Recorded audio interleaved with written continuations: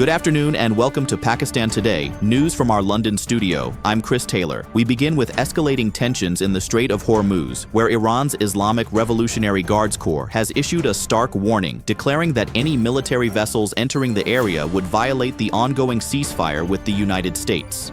The IRGC says the strategic waterway remains under Iran's full control and is open only to non-military shipping under strict regulations. Officials cautioned that any miscalculation could provoke a strong response. The warning follows U.S. President Donald Trump's announcement of a proposed naval blockade, raising fresh concerns over global energy supplies, as nearly 20% of the world's oil passes through the strait. In a related development, Donald Trump has warned of strong military action against Iran, stating that U.S. forces will interdict vessels accused of paying what he called illegal tolls in international waters. Posting on Truth Social, Trump stressed that any Iranian attack on U.S. or commercial ships would face severe consequences. He also suggested that other countries could join the proposed naval blockade, insisting Iran would not be allowed to benefit from what he described as extortion at sea. These remarks have further heightened tensions in the already volatile region. Meanwhile, Iranian President Masoud Pezeshkian has reaffirmed that Iran's national interests remain a firm red line in ongoing diplomatic efforts.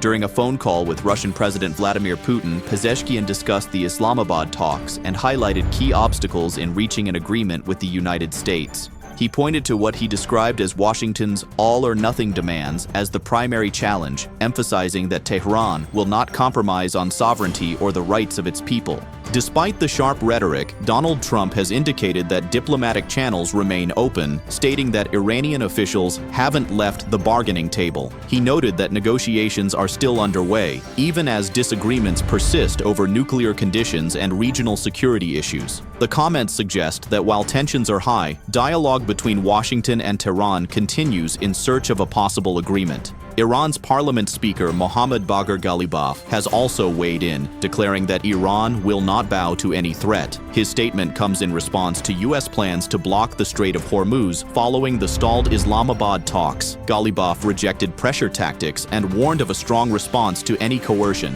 At the same time, regional tensions remain elevated, with Lebanon's leadership also calling for de-escalation amid ongoing conflicts. Now, turning to Islamabad, Deputy Prime Minister and Foreign Minister Ishaq Dar has been actively engaging with regional partners following the recent talks. For more on this, we go to our correspondent Sarah William in Islamabad. Thank you, Chris. Pakistan's Deputy Prime Minister Ishaq Dar has briefed his counterparts from Turkey, Saudi Arabia, and Egypt on the outcome of the Islamabad talks, emphasizing Pakistan's commitment to diplomacy and peaceful dialogue. Officials here say Islamabad is playing a key role in encouraging constructive engagement amid rising regional tensions.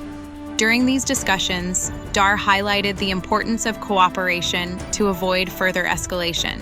Turkey has also extended an invitation to Pakistan for the upcoming Antalya Diplomacy Forum, signaling continued international collaboration. Analysts believe Pakistan's diplomatic outreach could help maintain dialogue channels during this critical period. Thank you, Sarah, for that update. Finally, Lebanese Prime Minister Nawaf Salam has stated that efforts are underway to stop the Israel-Hezbollah conflict and secure the withdrawal of Israeli forces from Lebanese territory. His remarks follow a visit by Israeli Prime Minister Benjamin Netanyahu to troops in southern Lebanon. Salam emphasized the urgent need for a ceasefire, the return of prisoners, and the reconstruction of war-affected areas, along with the safe return of displaced civilians. He also confirmed that negotiations are ongoing, with key talks expected in Washington involving Lebanese, Israeli, and U.S. officials. That's all for now. You're watching Pakistan Today News. I'm Chris Taylor.